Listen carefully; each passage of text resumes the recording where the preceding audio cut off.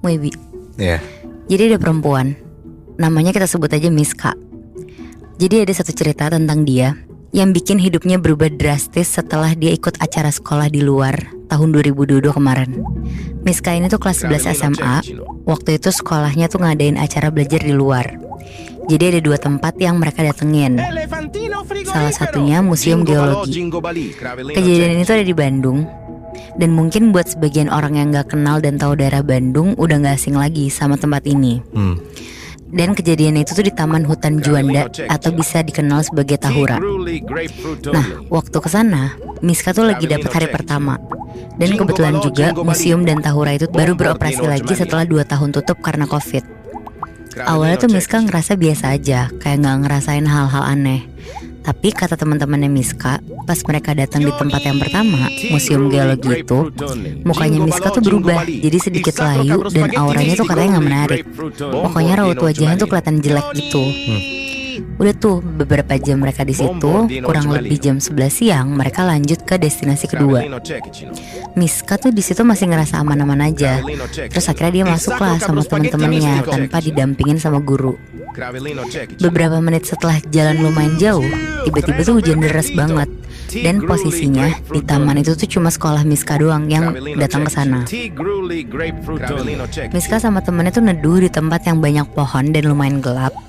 Dan setelah hujannya reda, Miska lanjutlah buat ke arah gua Jepang dan Belanda. Nah, pas udah sampai ke gua Belanda, di situ Miska tuh ngerasa sedikit mulai ngerasain hal-hal aneh. Dia tuh ngerasa kayak ada yang ngikutin dia dari belakang. Tapi pas dia nengok tuh nggak ada siapa-siapa. Nah, pas Miska lagi ngomong sama temennya, di situ teman-temannya tuh tiba-tiba bilang, "Kok muka lo pucet sih? Lo sakit ya?" Miska bingung tuh di situ. Tapi akhirnya dia lanjutin lah perjalanannya tuh ke dalam gua Jepangnya dulu. Dan setelah masuk ke dalam gua, gak lama dari situ, Miska tuh ngedenger kayak ada suara anak kecil. Terus anak kecilnya itu tuh lagi nangis, dan suaranya tuh kayak suara-suara yang kesakitan gitu. Dari sudut lorong gua, Miska tuh ngeliat sosok anak kecil itu tuh mukanya cantik, baik, mirip kayak anak Belanda gitu. Si anak Belandanya ini tuh katanya teriak-teriak, merintih kesakitan kayak minta tolong gitu. Terus karena si Miska takut, jadi Miska tuh ngomong, "Udah dong jangan ganggu gue mau pulang." Terus gak lama dari sosok itu kelihatan, sekelebat tuh ada bayangan hitam yang lewat. Dan si Miska tuh ngedenger ada suara langkah kaki juga. Tapi pas dia nanya-nanya ke temennya, gak ada yang denger sama sekali tuh. Mereka cuma bilang, "Mungkin lo kecapean kali, karena dari tadi kan kata teman-temannya juga mukanya pucet kan." Tapi tiba-tiba si Miska ini tuh nyium bau amis darah nyengat banget. Dan di situ si Miska nih mulai takut banget nih. Dia langsung megangin temennya tuh biar gak ketinggalan rombongan. Dan pas akhirnya mereka keluar gua Jepang, Miska tuh sekelibat ngelihat bayangan putih yang lumayan jelas banget. Tapi pas ditanya lagi ke temennya nih, temennya gak lihat lagi. Sosoknya banyak banget ya? Banyak banget Moy. Nah mulai nih dari kejadian itu, si Miska udah mulai ngerasa nih ini udah banyak banget yang ngeganggu dia. Tapi di situ dia tuh ngerasa lagi tuh punggungnya tuh kerasa berat. Dan dia tuh jadi sering ngelamun, walaupun posisinya dia tuh sambil jalan buat ke gua Belanda. Dan di situ karena kondisinya lagi habis hujan, jadi tuh suasananya jadi kayak lebih mencekam gitu. Akhirnya nyampe lah tuh mereka ke gua Belanda. Miska masuk tuh ke sana rame-rame sama teman-temannya. Nah kebetulan teman-teman yang datang ke situ kayak pada teriak-teriak dan gak ngejaga sikap gitu, kayak sembarangan lah. Pas masuk di dalam gua itu juga, sesekali Miska tuh nyobalah nengok ke atas, terus nengok ke belakang, karena emang dia tuh dari tadi ngerasa ada yang ngikutin di belakang kan. Tapi untungnya tuh gak ada apa-apa. Di situ sebenarnya dia udah mulai takut nih, tapi dia nyoba ngalihin lah, dia main HP aja tuh. Tapi tiba-tiba dia tuh ngerasa merinding, karena dia ngerasa di depan mukanya dia tiba-tiba tuh kayak ada rambut yang ngibas ke muka gitu. Dan pas si Miska ngeliat atas Moibi, dia tuh ngeliat jelas banget ada noni Belanda yang rambutnya tuh dikuncir satu, tapi dia tuh nunduk terus ngibas-ngibasin rambutnya ke bawah, ke mukanya si Miska itu. Miska langsung lari lah tuh ke arah temen-temennya dia udah takut banget. Tapi pas sambil dia nengok ke belakang ngeliat si sosok yang tadi, gak ada lagi sosoknya. Nah akhirnya ya udahlah tuh, dia langsung cepet-cepet jalan mau ke pintu keluar. Tapi tiba-tiba pas dia di pintu keluar itu, si Miska tuh nangis, terus teriak-teriak. Dia ngomong, gak mau pulang, maunya di sini aja. Miskanya. Nah, pas udah ngomong kayak gitu, si Miska tuh tiba-tiba jongkok, nyender ke tembok gua sambil nangis kenceng banget. Terus akhirnya tarik-tarik lah sama teman-temannya buat langsung keluar dari gua kan. Nah udah tuh, terus si Miska udah sadar, dia balik lagi lah ke bisnya. Pas si Miska lagi naik ke bis, tiba-tiba banget dia nangis sekenceng-kencengnya sambil teriak-teriak pakai bahasa Sunda yang artinya tuh gak mau pulang, pengen di sini aja, tapi mau bawa anak ini. Jadi dia sambil nangis sambil ngomongin kayak gitu terus berkali-kali. Pokoknya di bis itu tuh bener-bener jadi rame banget karena ngeliatin si Miska ini kan. Dan pas nyampe di sekolah, Miska tuh masih dalam keadaan nangis. Udah tuh, abis itu si Miska pulang. Dan begitu sampai rumah, dia masih nangis lagi gak berhenti. Dan dia cuma teriak-teriak pengen balik lagi ke Tahura itu. Selama 4 hari berturut-turut, pokoknya tuh si Miska bener-bener gak berhenti nangis. Dan pas nangis bener-bener sama, dia ngucapin hal-hal yang sama lagi selama 4 hari. Bayangin deh. Dan itu selalu kejadian sampai sebulan lebih. Wow. Dan singkat cerita Moebi, waktu si Miska sama mamanya lagi tidur, tiba-tiba mereka tuh kebangun dengan mimpi yang mirip. Jadi kalau Miska, dia tuh mimpi kalau di luar tuh ada 2 noni Belanda dan segerombolan anak-anak yang lagi ngelingker main sambil ketawa-tawa. Nah sedangkan mamanya mimpi kalau di kamar mandi tuh ada kakek-kakek yang putih panjang rambutnya, pakai baju hitam, terus lagi marah-marah di kamar mandi sambil duduk di meja.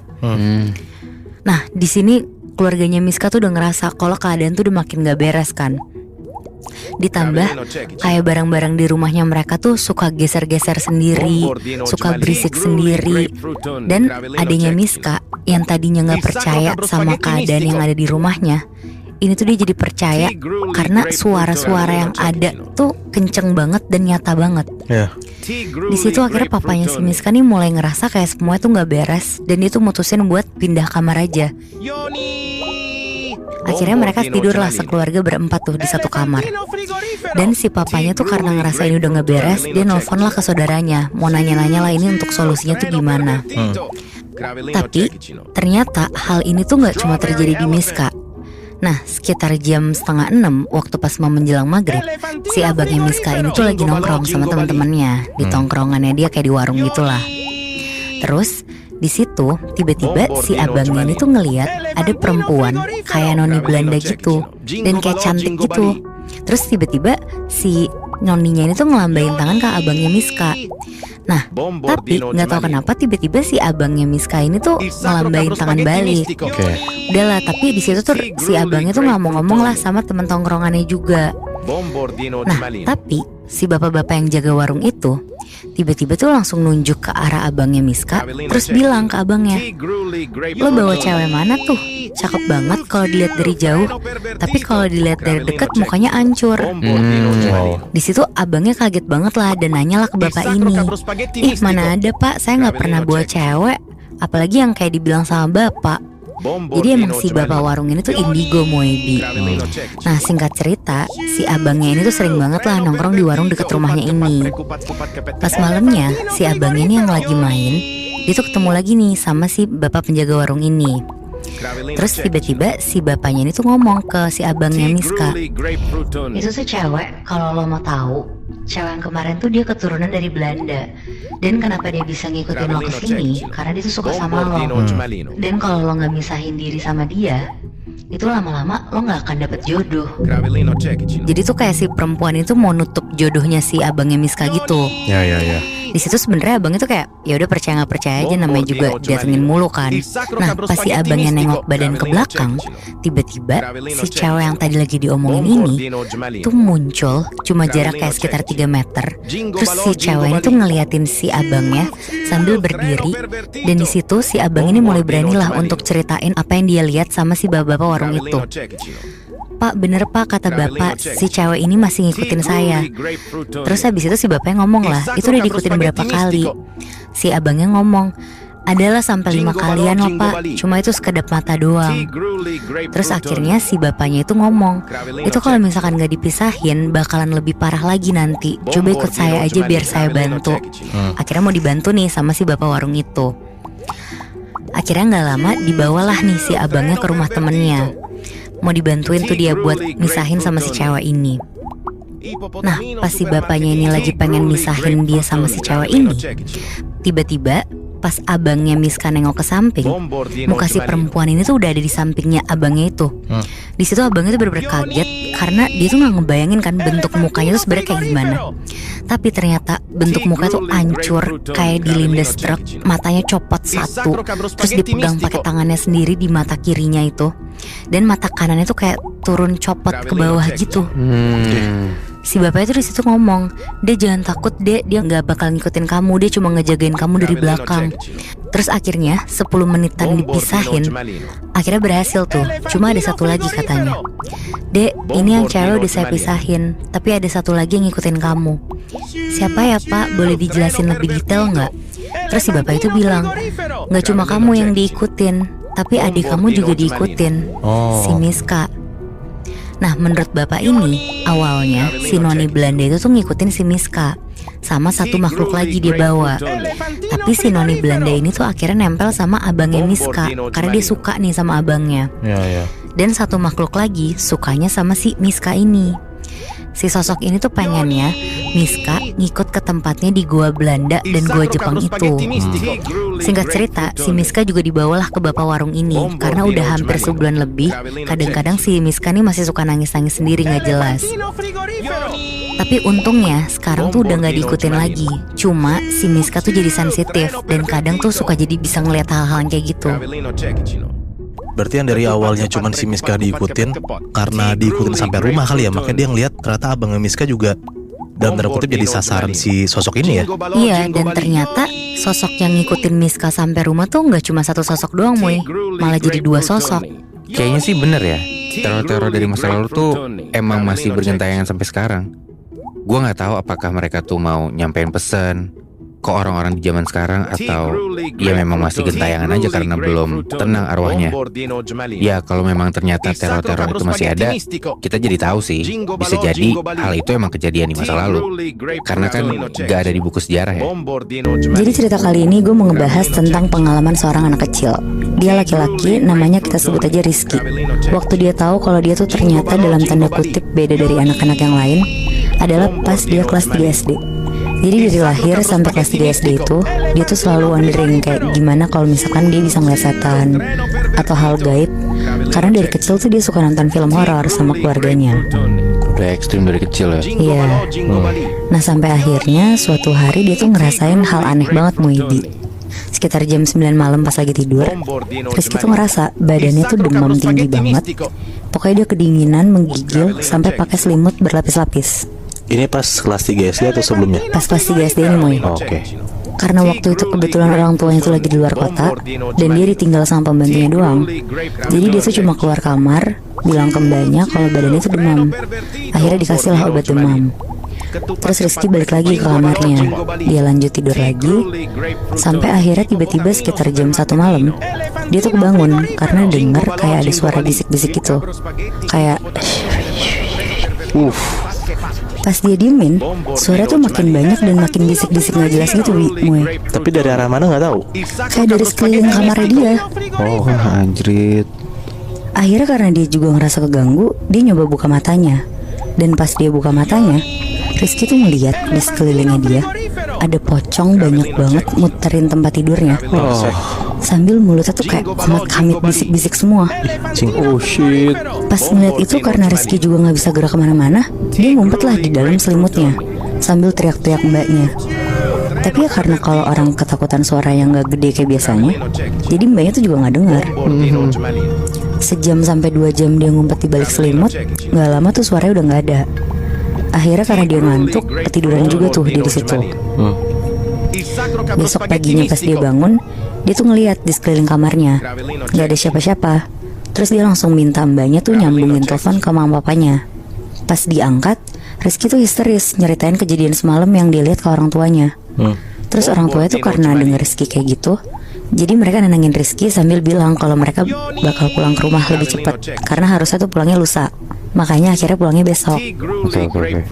Akhirnya dengan ketakutannya Rizky tuh nungguin papa mamanya banget nih buat pulang.